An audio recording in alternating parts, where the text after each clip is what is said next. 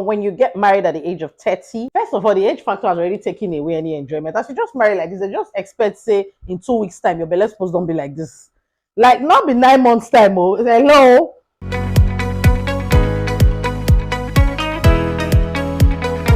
Now, the effects of child bearing on marriage, the effect it had, oh God, this particular one is going to be long, like 5 hours, I'll still be talking. Boy, it's a lot. First of all, when you marry at maybe like 24, 23, 25, it's easy to say you want to go like 2 years or 3 years and just enjoy, do honeymoon with your husband. You don't want babies yet and all. You want to just enjoy the time alone with your husband before you start thinking of reproducing. But when you get married at the age of 30, I think that's what I got married at 30, 31. First of all, the age factor has already taken away any enjoyment. As you just marry like this, they just expect, say, in 2 weeks' time, your belly supposed don't be like this.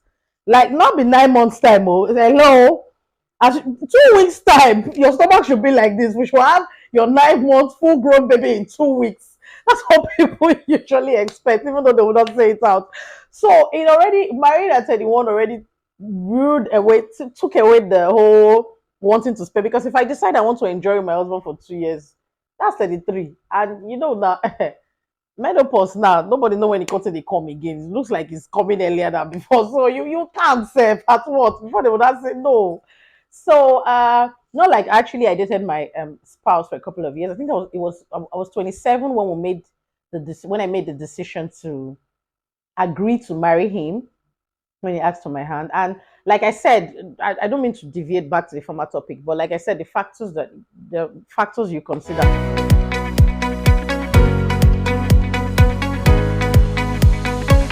One of the major factors, this one is really important to me, that I put into consideration in my life, aside the, oh, he's my friend, we're close, he's intelligent, he's drop dead gorgeous, tall, dark, and handsome. Yeah, yeah, yeah. All that was, those were there. But I wanted somebody, my dad is very learned, a very intelligent man, very well schooled and all that. My mom is semi literate. She only had up to like our O levels. The secondary school levels is O levels, abi. Uh-huh. So, you know, I wanted a balance. I dated. There was also someone then who was asking for my hand in marriage, and I go like I see how, from our interactions, I could already tell that this one this one will look down on my mom, because even the way there are certain things, when you talk with someone now, there are certain things that he may have said that was already a pointer to the fact that this one he go hard. Now with my husband, I knew then that this would be easy. He would get along just fine with my dad. He would also be able to get along fine with my mom. There will be no case where a man comes and makes me feel like because that's how it was with the other person who was asking for my hand. Like the mom is this superstar. The mom is even probably more of a slay queen than I am, and so things he was already saying were already pointed to the fact that before this one will come and say, "Why did you go and bring me a girl that the murder is not a high class society woman and all that job now?" Like in wedding party by Moabudu. No, I did not want that. My mom, yes, while she may not be all that sophisticated or a high society woman, I think she's classy in her own way. She's a beautiful woman, she's intelligent, maybe not classroom intelligence and all that, but life intelligence, she's brilliant. She's a homemaker. Any homemaking skills I have, I got it all from her. So I looked at that factor, it was important to me. And I saw how my fiance got along with my parents. It was important to me for my fiance to get along with my family. Very, very important.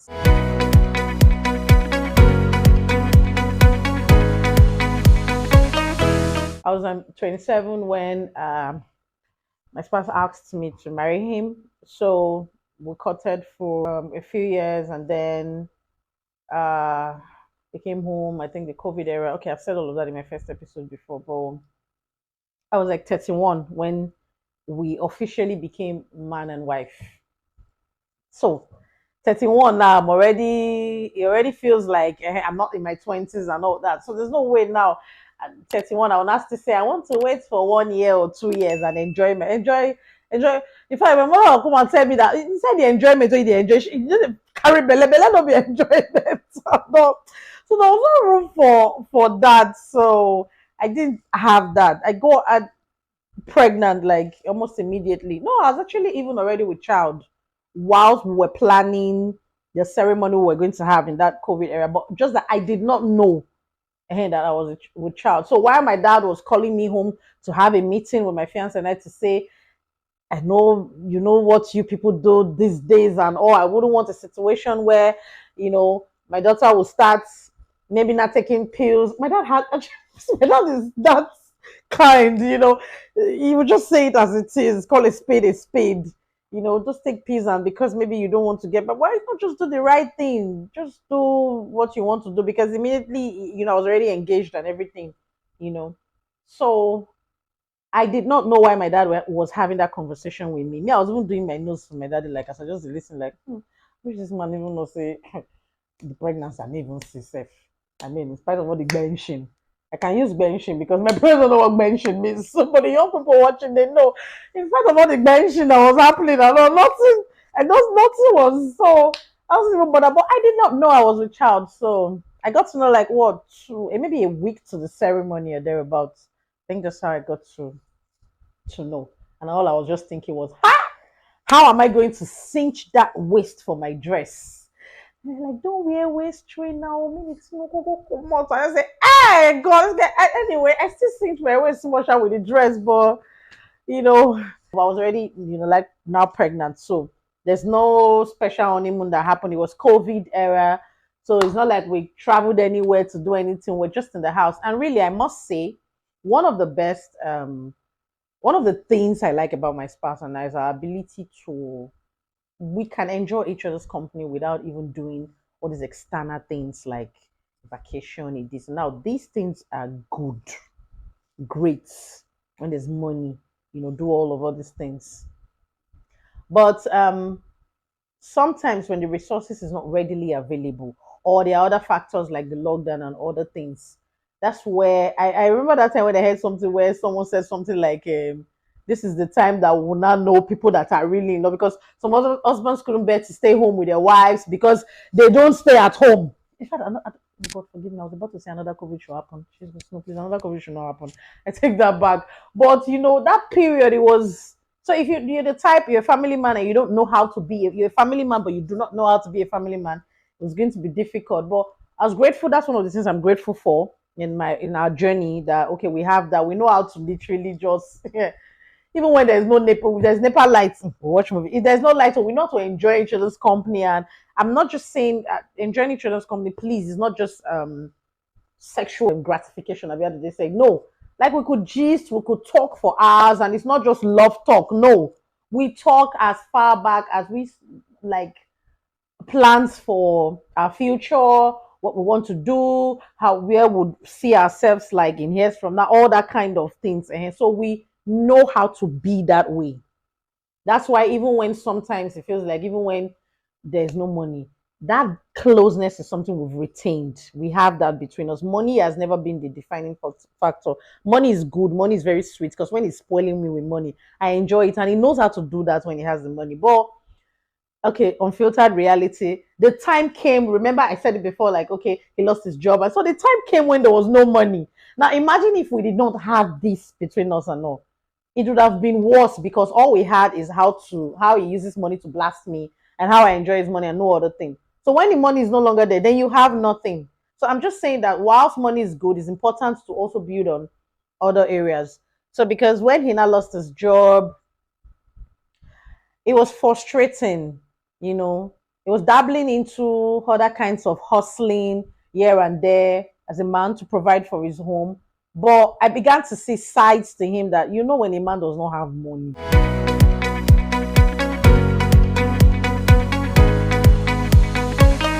If a man doesn't have money, you get to see his other side. So at first, it was easy. We're juggling through me being a supportive wife, me encouraging him.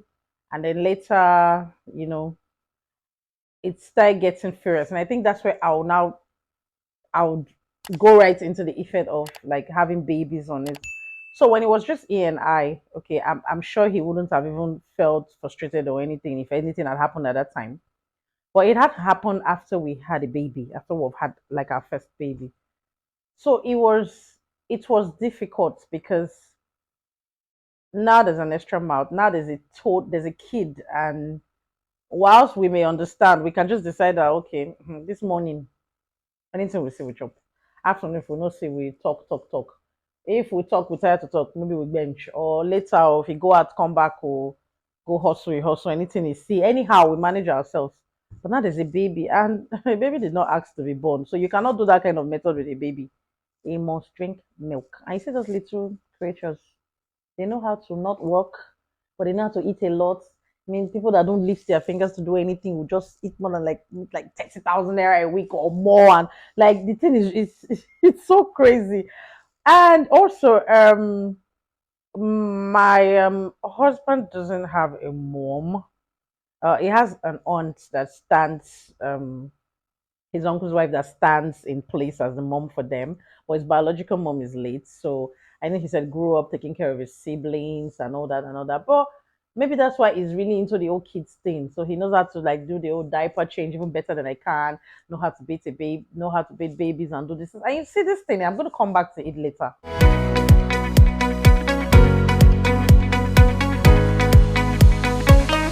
People feel like only a woman should be domesticated. I don't think that's it. I think it's cool when a man is domesticated too. And we young moms should also try and make sure our boys are like that. Because it's that way. But I'm also looking at the effect of, I'm going back again to the peer pressure thing and to other things and all. Where you hear cases of a man, this one didn't come from my husband's side. Actually, it came from my side. Some petty talk here and there, and then I had to hear something like, "Oh, Sherifat, her husband is a PA." Semwata. Ah, there's nothing you people will not see.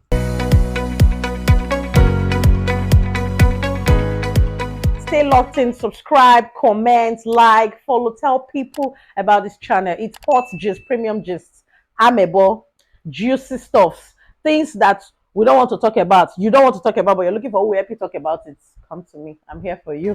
Thank you.